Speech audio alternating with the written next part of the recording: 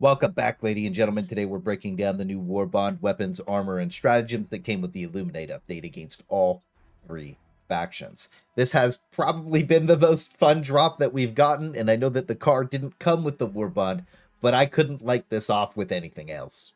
Locked in! You can't throw stratagems while in the whip. Yeah. Holy shit. Oh my god!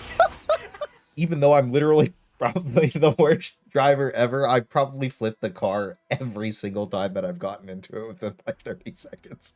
I just think it's insanely fun to use. The pace that you can go from point A to B makes the game feel just so much more fun. And just going out for a rip is in my blood, bud. So just riding around with the boys is honestly probably the most fun I've had in ages. You get some really cool directional shield tech that blocks shots inside of it, and on top of that, the HMG turret on the back, you can fire rate toggle it so you can like kind of pick your playstyle. I also found that if one wheel is broken, you just shoot off the other three wheels and it drives just like it has four again, so like you can have some crazy tech with it. My only hang up with the car was that it was way too easy to flip. They really need to add a way for us to upright it with like maybe two Helldivers or something. You get like a special interaction to just flip it back over. And it's also like really easy to hang up on random POIs and it just slowly sinks into the ground. So we just need the ability to like unstick it or like, you know, maybe hit it with a melee weapon so it goes flying like the normal cars or something. I think that would be perfect. And I honestly can't wait until we get these as a permanent strat. Like I can taste it with the major order, with the Illuminate coming back. Everybody got baited off of the bug defense, and they're like one planet away from the factory hub that's going to produce our cars. So we really need to lock in and make sure that the bugs don't touch the precious car planet.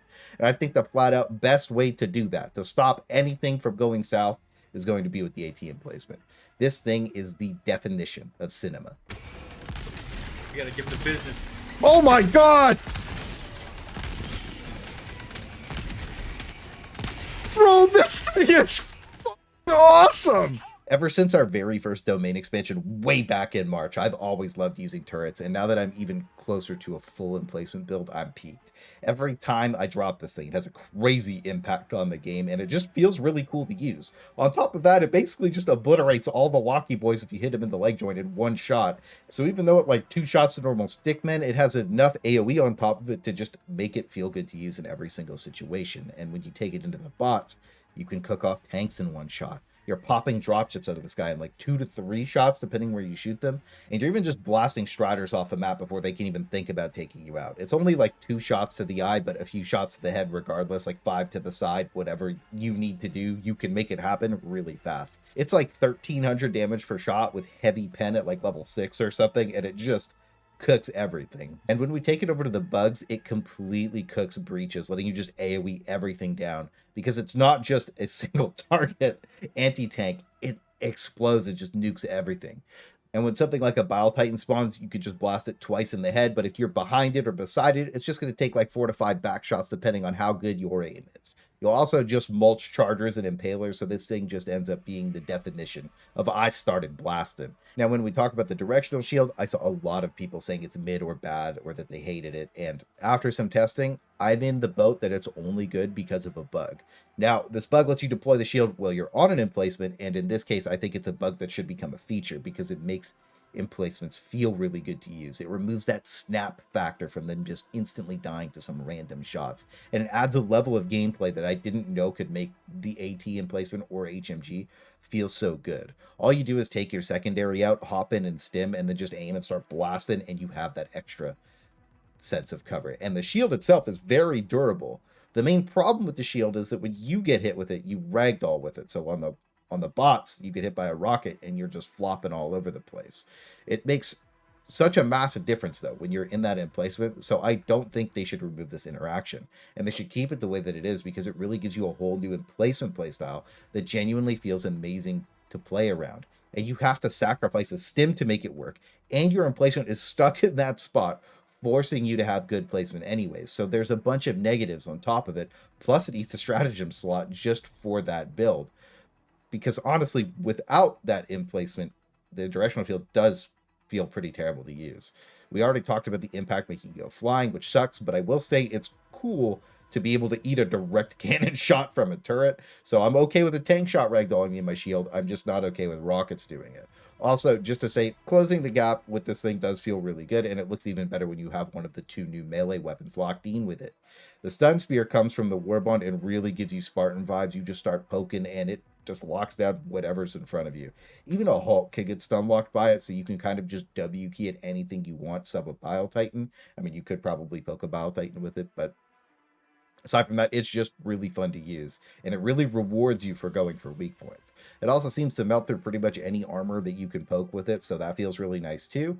But we also had a second melee weapon. The stun baton coming from the superstore for like 100 super credits, and just as a heads up, the superstore does rotate, so if you missed it, don't worry, it'll rotate back in eventually. This thing is actually a W key machine. Every time I have this, I just run in and start slashing everything down with it. The damage isn't too crazy on the stun baton, but both melee weapons can stun lock, and it just feels good to run up and just whack something, and it's just locked out for like 3 seconds. There's also tech you could do by like stunning like any kind of enemy and then blasting him, but why do that when you could just assert dominance? I think both melee weapons were just an overall fun addition to the game, and they feel good as a secondary. I know that there's like some debate between a lot of people on whether or not they should have been their own slot, but I think that they're strong enough that eating a secondary slot is good.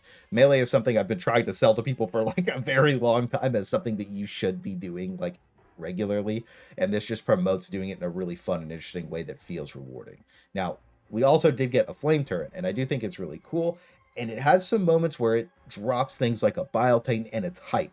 And when it pops off, it's noticeable, and it feels good, and it's definitely focused on being that chaff zombie killer. Because after bringing it to bugs, it gets swarmed in melee way too easily. I mean, sometimes even during big call-ins, it would get cooked by zombies too. So even with good positioning, it gets surrounded and meleeed to death insanely fast by the things it's supposed to counter. And sometimes it just decides to shoot straight down and ends up killing itself and not the enemies around it.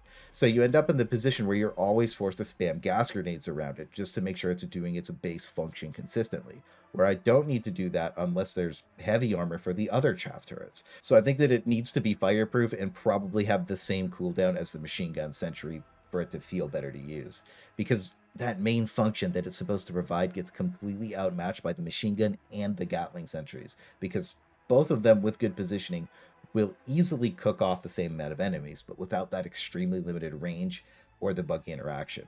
The machine gun also has a really low cooldown, so it just ends up getting way more value, even if you just use it as a taunt tool. So I think once this thing gets a little bit of tweaking to its functionality, I think it'll be a really solid lock-in. It has a solid foundation. It's already insanely fun to use, so I think with proper feedback, it'll definitely get where it needs to be, so that way you don't have to baby it versus chaff, because it should be like the go-to chaff turret with its limitations.